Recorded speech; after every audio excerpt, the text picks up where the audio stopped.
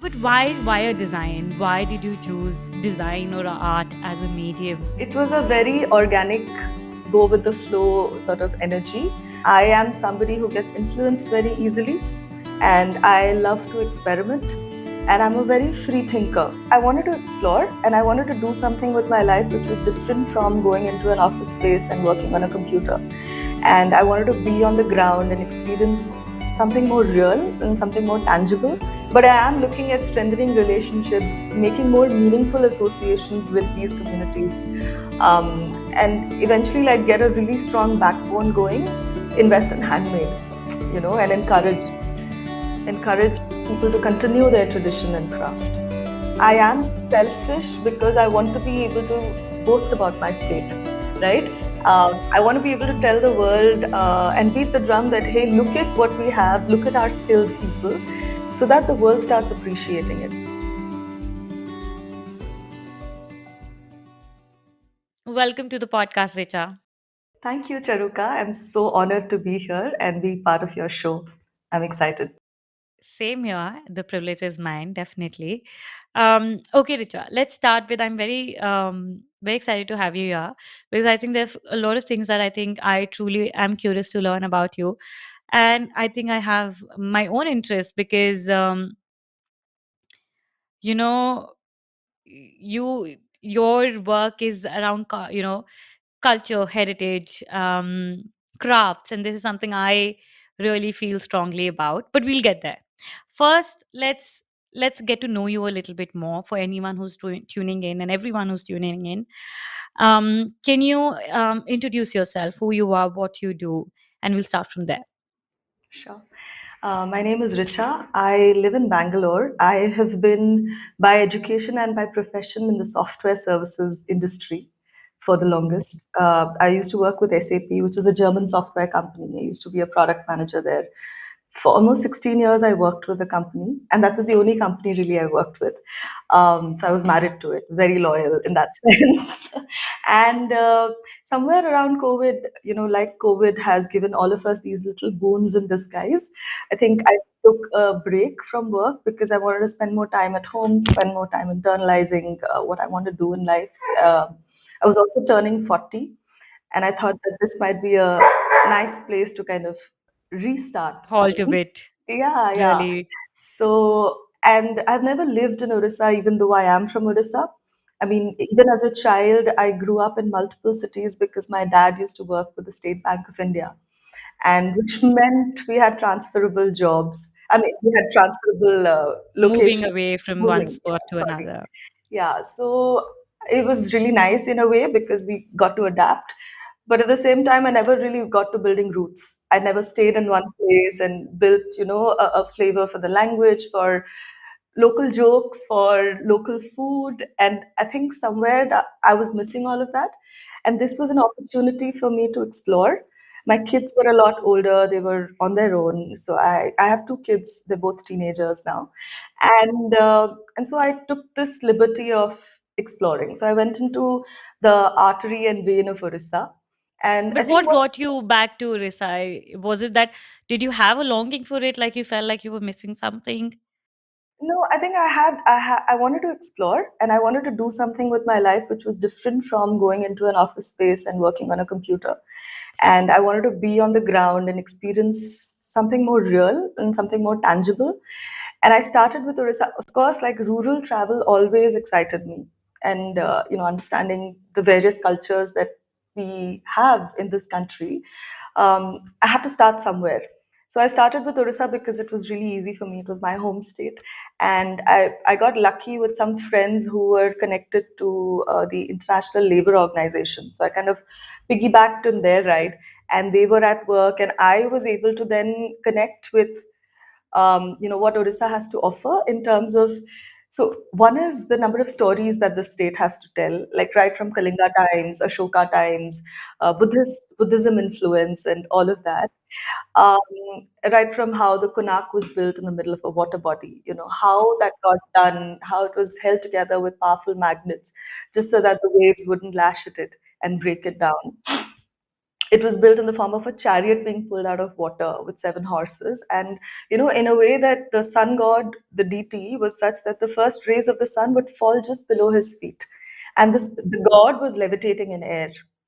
So how they managed it was north repels north and magnetism and all that. Imagine like back in the day if they were able to put together such a beautiful. So there are many, many stories which are packed in the land of Orissa.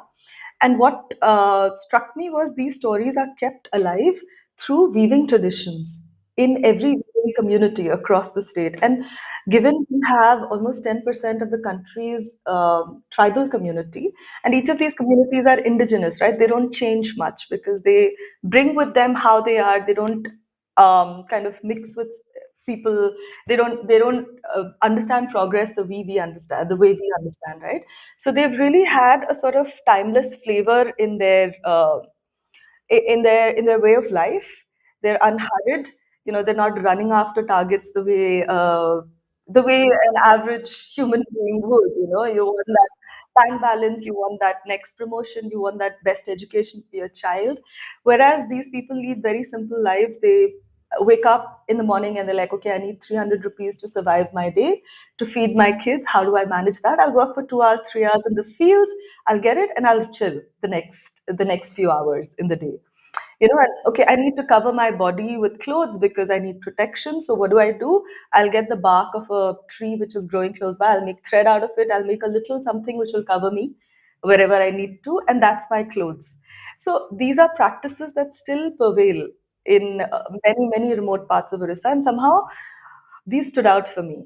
And given my corporate backing, I think what I learned really well, thanks to SAP and thanks to my job, is the ability to present things, the ability to build narratives in a fun way so that the audience is able to receive it simply, right? So I think I wanted to take on this challenge of presenting these stories from across these communities in a way that the world is able to understand and appreciate them, because I feel like that respect and recognition is something that these communities deserve. Yeah, absolutely. So I think that's where my journey started. And to tell you honestly, like some things that stood out at me was, one of the communities is a community that came in from Africa almost 60,000 years ago. They're the Bonda community. They live in South Odisha. And these women, till date, they have not moved, spatially. And they have lived on the same Bonda hills it's in Malkangiri. And they cover themselves with beads all over. They don't wear clothes otherwise. And they have this little loincloth which they make on their own. They have little looms at home, like, rudimentary hand looms, backstrap weaving. And every woman in that community is able to, use this thread from the bark of a tree and weave multicolored ringas for themselves using organic vegetable dyes or whatever. And it looks quite beautiful and they're very nicely put together. So if you look at them, you feel like, wow, this is stylish. And there's another community called the Dongriya Kandha community, which they only wear white saris, and they wear saris in a way that, it ends on the knee, so it's very loosely, casually draped, and they have one knot at the back, and they have bare backs, and they have nothing else in terms of accompanying the sari, but they look quite beautifully put together. And what they weave is a certain shawl. The whole community would weave only that one shawl, where they represent mountains and forests and rivers, because they kind of they pray to their mother earth surrounding them, because they believe that mother earth gives them security, protection, food. Everything is coming from nature, so they weave that and they pray to that, and their temples have those painted. So it's quite stunning how these stories differ from tribe to tribe and from community to community. So what we do at Boito, we just pick up these pieces, what as they build it, and we sit with the designer to say that how can we present it in the form of a trench coat, or in the form of a blazer, or in the form of a loose casual bomber that the world can start using, and at the same time be able to pump that, um, infuse that pride back into these systems, because otherwise they're dwindling. Because otherwise, there's no way the next generation is going to take it up, Going or to this survive that. community yeah, or Yeah. even this community having the faith to continue doing what they're doing, unless there's something being shifted back into the community, pumped back into the community. I don't see how, we'll only read about it in documentaries or books in future. So that's really the attempt. So these stories that you've been mentioning, I love that India has so much to offer, and I think Southeast Asia specifically, like, there's so much of culture, there's so much of craft, there's so much of heritage that one can look. It's just, it's not one state, it's so many, like the whole map of India has so much to offer, and there's so much. The more you go, there's so many stories that we can all hear. um Tell me something. What did you were you someone who was also, let's say, interested in these stories before you started this, or as paved your path on this journey, you just learn more and more and it's got you now? Like, did you have an inclination towards something like this even before? If not, just let's say, not say Tamil Nadu, but just in general also, Yeah, so when it comes to Orissa, I've grown up on stories. Everybody in Orissa is a brilliant storyteller, let me tell you that, because also we have a lot of content in terms of stories. So my grandmother would tell me lots of stories and So I would you've thrive heard on those them. stories in the sense of your own, I have, passing yeah. down of from by your mothers, grandmothers, and how that goes. Yeah, yeah, absolutely. I've grown up on stories. I've enjoyed my storytelling sessions. Almost like, finish your food fast because there's a story waiting at the end of it. So, yeah, so it's been, but I wouldn't say that I knew all these stories in advance. Obviously, it was a learning curve, and it was a huge learning curve. I mean, I'm ashamed to admit that I didn't know of so many crafts that existed within the state of Orissa. And when it just comes to handloom, we have 17 different weaving clusters across the state. And apart from that, we have handicrafts. We have the Patachitra, we have the cow dung craft, which you wouldn't have heard of. Using cow dung and mud, they make dolls. We have the wax dolls craft, and then we have dokra, the heat and beat. Yeah, Dokra, yeah. Yeah. So we Yeah, have tons and tons of craft that's staring in our face. And I really want to be able to do some sort of design collab work right. so that, maybe we end up designing tabletops with Patachitra or blinds or lampshades or, something which kind of uses skill sets, and therefore people who have the skill set feel even more leverage or feel even more uplifted that, hey, you know what, I know dokra and I'm pretty cool that I know dokra. That feeling has to come into artisans. I think I'm after that. And why? But why a design? Why did you choose design or art as a medium and fashion as a medium um, to communicate and to do this work? Specifically coming from software, I mean, like, why this? How and why this combination has happened for you? Yeah, I think that's a very valid question. I've also been thinking of the answer myself, but it was a very organic, go with the flow sort of energy. I am somebody who gets influenced very easily, and I love to experiment, and I'm a very free thinker. So I don't have too many boundaries like that. And because I started exploring Orissa and all of these things sprung at me, I said, why not give it a shot? Why fashion? Because for me, Odisha is the brand. And I want, because Odisha is a land of art, craft, culture, like you rightly put it. And it's also very untapped. Like people don't know about it, right? It's quite hidden. So for me to be able to bring these things to the fore, I felt like fashion was an easy route because people keep buying clothes all the time and people are into, it's an easy route to kind of bring the story to the fore. So maybe today it's fashion, tomorrow it could be something else. But these are ways to circulate the traffic and to keep bringing things to the fore. And I'm experimental, so we'll figure out, through the journey. So, what has been your journey so far? What have you? How have you started? What have you been your steps so far? What have been your learning so far? Yeah, I'll tell you.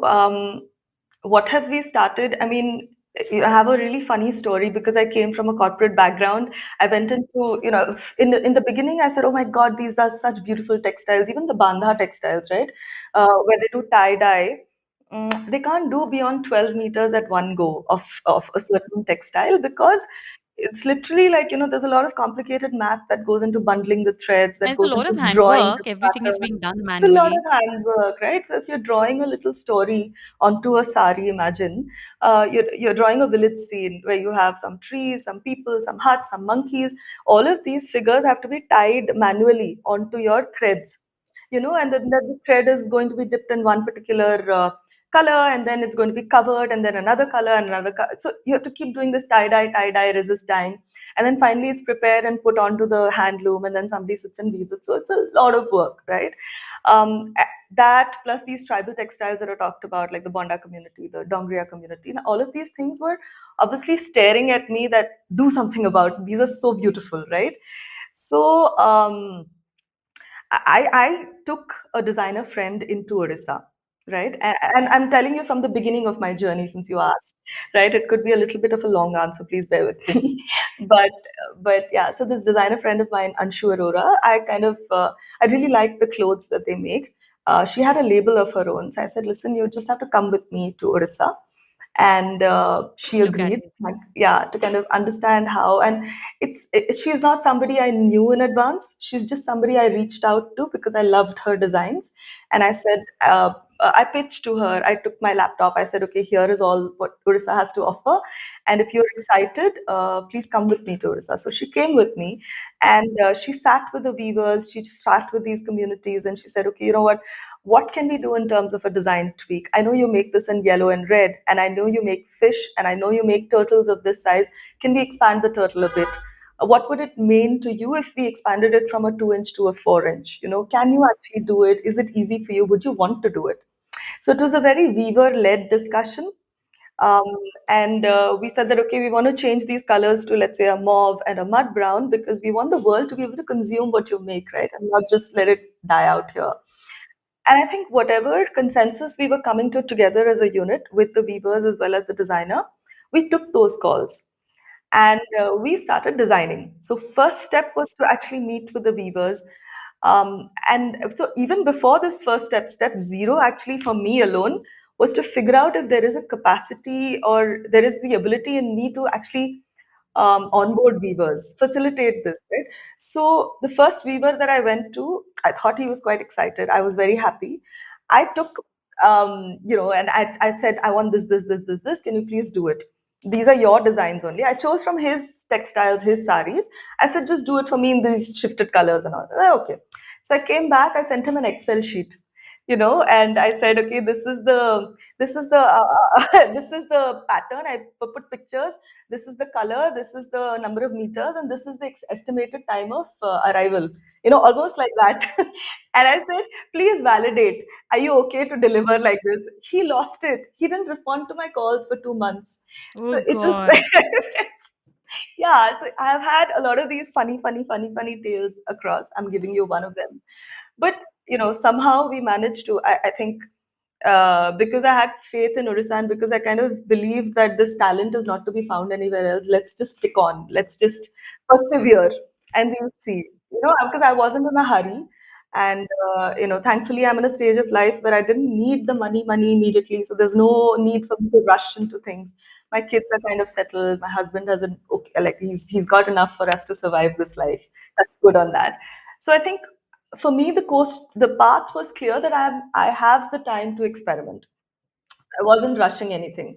So once I started spending more time with them, understanding their ways of work, having lunches and chai with them, I think that's when the little bit of a You got switch over in building a happened. Yeah. relationship, I think specifically, because it isn't. I think the way tribal communities in these um, the handcraft industry works is, you know, there's it isn't like a corporate office or like there's a very community led relationship based and word based community where there's so much trust for years and years, and also very close knit tight communities.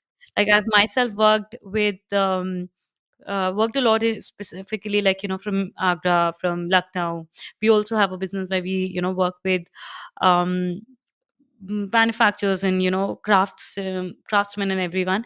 And I do see this that um, for them it is also like, the thing is that there's so many people who've come and taken advances in the sense of they want to do something, and end up hurting them or wasting their time or building a distrust that I think they're very wary of what's coming their way.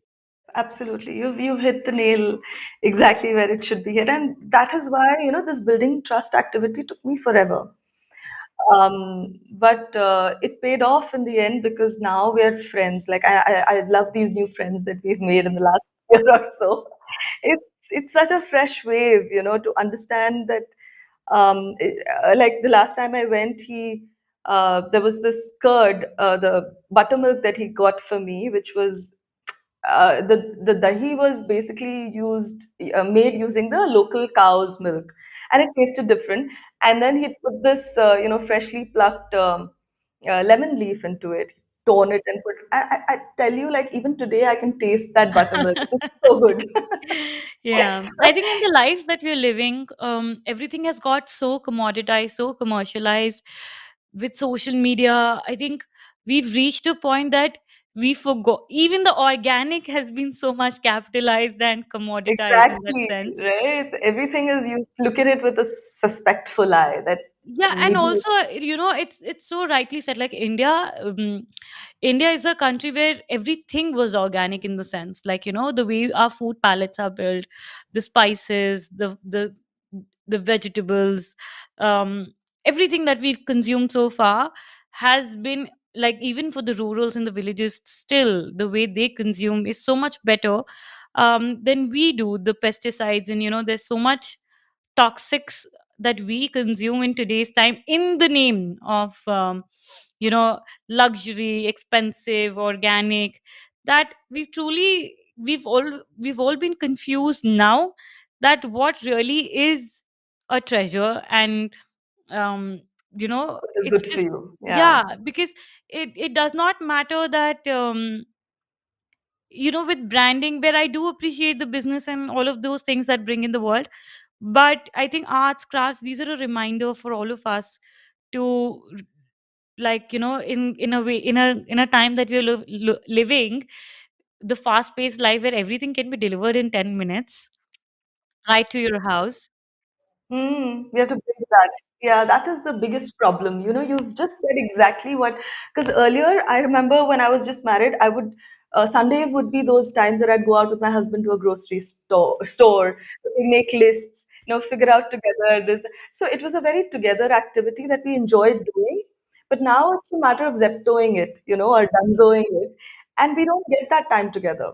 So in a way, this convenience is coming with a trade-off. Yeah, And I think that's also what we're trying to attack through the slow fashion space that we're in, right? I mean, so if you look at it, like cars don't change their silhouettes or colors every 6 months, or they don't have seasonal launches, but the fashion industry does, yeah, and the more, somehow I think, in this economy of more and more, and I think as artists also, like, I just love the magic where artists and artisans, if they come together, because um there's such a cool combination in the sense of, I feel, in the way today, I think a lot of artists are struggling with this idea of being on social media, content creation, fast production, where the essence of art, there of course are, let's say, pros to it, where the skill building, etc., etc., etc., there's always something good that you can find in all situations. But the biggest con, I feel, is like, um just the art of making, just the process, how soothing that process is, how intuitive that process, being it in itself a very therapeutic process, and not just, let's say, a sales process or a selling or a marketing or a branding or a content creation. And I feel like um the tribal communities, it's such a big trade off for them, in the sense of to be able to keep their legacy survive, like to be able to survive that legacy, they have trade off and protected themselves from a lot of things so far. And the hindsight of that is that they haven't been able to access or get the support that they deserve, and um the heritage that they've been building and taking forward so far. But also, they still been in a lives that we are living, I think they've been able to protect their crafts. and not make it as commercialized. And I've seen that there's a fiercely they fiercely protect themselves from this idea that they do not want to be overly commercialized, and they understand that their core is they have to protect their craft so much that it doesn't take away, like nothing takes away that. Yeah, yeah. No, you've said it absolutely. Even when we are working with these communities, we're being very, very mindful that we don't create a shift because see, I sitting in Bangalore, I'm craving that life. So I can't move their life out of what it is today, right? Because that is the beauty of it. So, but at the same time, I want them to have access to clean toilets. I want them to have access to, women use gunny sacks in some of these communities instead of sanitary napkins. So, and these are things they're not even exposed to, and they're pretty okay with, life the way it is presented to them. But you know what? I'll tell you something. The other day, I saw an advertisement, um, and this was, I don't know, this was on Facebook or something, and I found it so strange because in India, I've seen even before, like around the time I was born, and I'm sure you must, of course, know that. Um, I saw my grandmothers in, very with sanitary. Um, Spare cloths, cotton sanitaries, they were made at home, where people used to, use cloth based sanitaries, and then the plastic came, and all of those things. And I was seeing this ad where this brand has they've introduced first organic cotton based sanitaries, where what it is was particularly is just a stitched way of sanitaries, what and disposable and once throw use and throw kind of a stuff. Because of course sanitaries, the plastic that we're using, it gives you rashes and it's long hours and etc etc. And it brought me thinking that really the life that we're living, we really do not know what's right, like what's evolution and what's progress and not progress. Because we really are calling it progress, but we've seen, because I saw my grandmothers use cotton based wasteful fabrics, and they were so conscious about repurposing things, when even what it wasn't trendy. Like we spill, this is like a joke, running joke for Indians, that you'll have a drawer full of polythene bags and paper bags. Just we collect them and repurpose them. It wasn't cool, it wasn't a phenomena in the sense of, oh, we are sustainability, and it was just very regular practices that we have as a culture, we've always had. It was a healthy Yeah, practice. I would yeah. fully agree with that. Yeah, yeah. And see, the thing is that that was healthy, but what I'm talking about is No, having I access understand, to, sure. yeah, Yes. No, no, I completely understand that they may not have access to a lot of things, but what I'm just trying to say is in the sense that um we this is so confusing in the times that whether we're it's living. progress or, yeah, yeah, Yeah, that yeah. what do we keep intact, and what do we take forward in the name of progress and technology? Because it is only that you go further 10, 20, 30, 40 years and you realize, oh, what we had was much better than what we have. I think we've come to that point now that we understand, oh, we didn't come from a technology world, but the peace in the mind that we had, or we didn't come from a fast fashion world. Now, if you see talking about homegrown brands, it has become trendy. I grew up in a small town where for a very long time, we did not even have access, and we did not even know about brands. We would bear it wasn't a cool thing, but it was just a regular thing we all would in India. The brand culture came really later. We all would wear homegrown. I mean, we still in the Indian wear and whatever the suits and the saris we buy, the designers and labels and all of this have come now. But for so many years, we were always homegrown, supporting local businesses. No, in fact, even I, as a child, would only get one set of clothes on Diwali every year. I don't remember getting more than that. So, in a way, like it was good because then you would wait for it and then you would earn it. Um, but now you can't say that to my kids, like they would not agree to something like that. You already exposed them to so much. Yeah. Yeah, life has changed a lot, I think, and we're all still, I think, post COVID, a lot of things have changed in the life that we're living now. But let's see where does it go. So what I'm saying is these communities, because their belief systems are all housed in their textiles. So if we pick up that, for example, in Kotpar, they have something called a bilay chhap, meaning a cat's paw. So they make that as a motif, and because they considered it auspicious at some point in time. So can you imagine considering a cat's paw auspicious? Like world over, nobody would have heard, but in a little village somewhere, this was considered.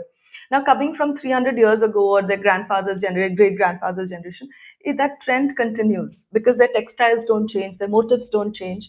So that's what I mean by the timelessness of their textiles. Yes, I absolutely.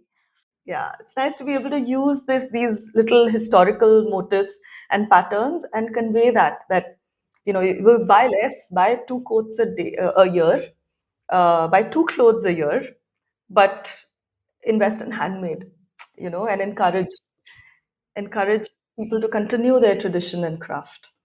But also, I think is what's the beauty about, I love handmade and I love Indian crafts, and specifically crafts Southeast Asian, how all parts of the world we have so many different techniques. What I really love is that the I think the beauty of about crafts is the stories that they carry, not only the aesthetic, but what is very common amongst everything is that there is always a story behind everything and everything. I mean, it's like, we are taking these stories and these beliefs in our heritage and everything, year on year, passing it on to generations. I love pieces like, um, our mothers have worn, our grandmothers have worn. I still wear my mom's stoles and shawls, and it something that maybe some of those are that my mom had from her um mother, and like it it reminds you that how, where you come from, like in the world of everything new, it's so important to know that where we come from and the stories that have been, that are not of only today but also way beyond us. Absolutely. Yeah.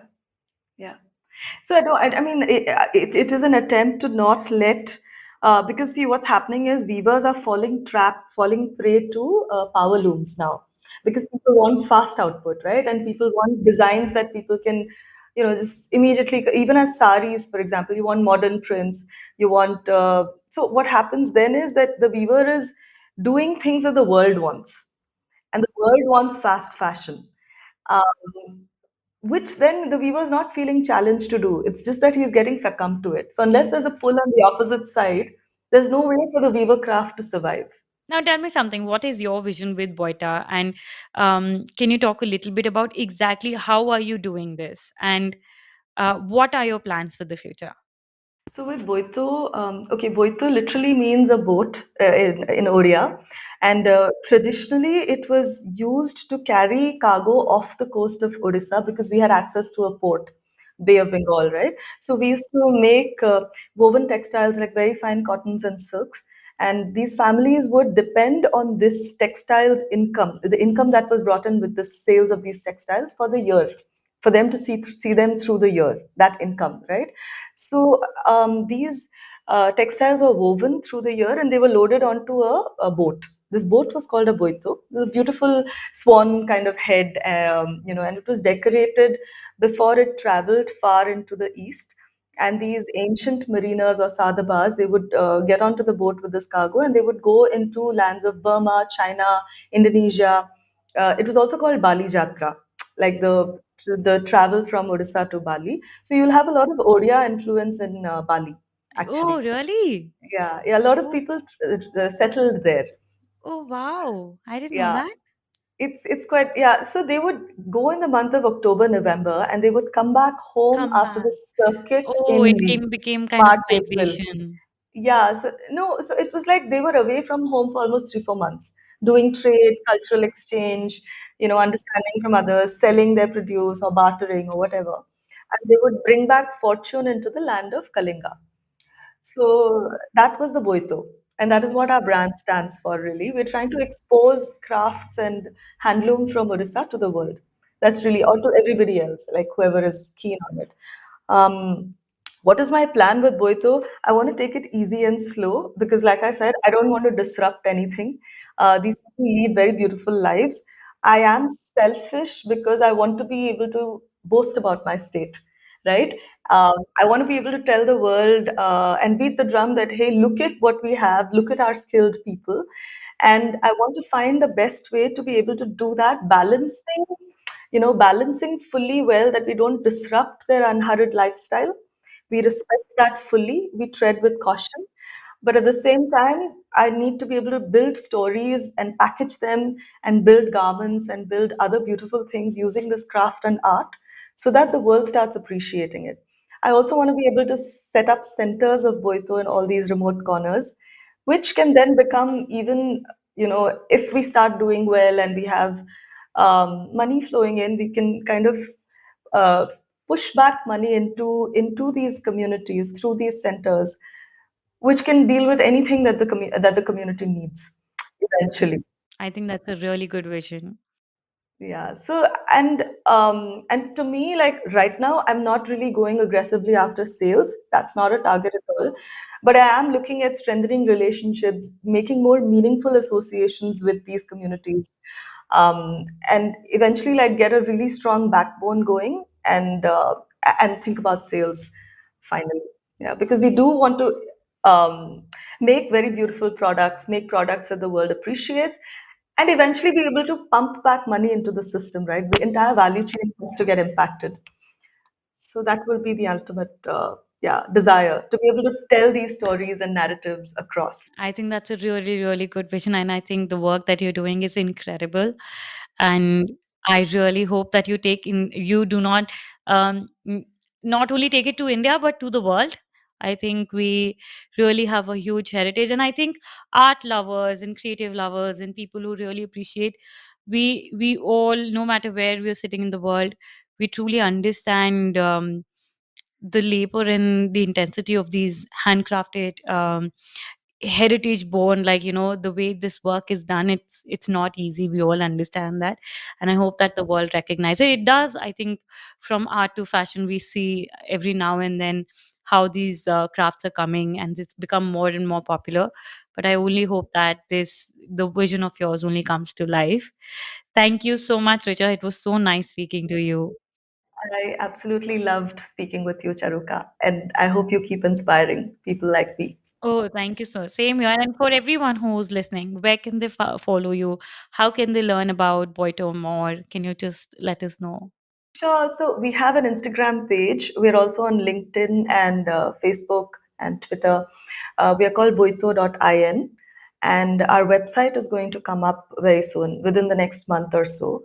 So we are hoping to Instagram. Actually, we are quite active already.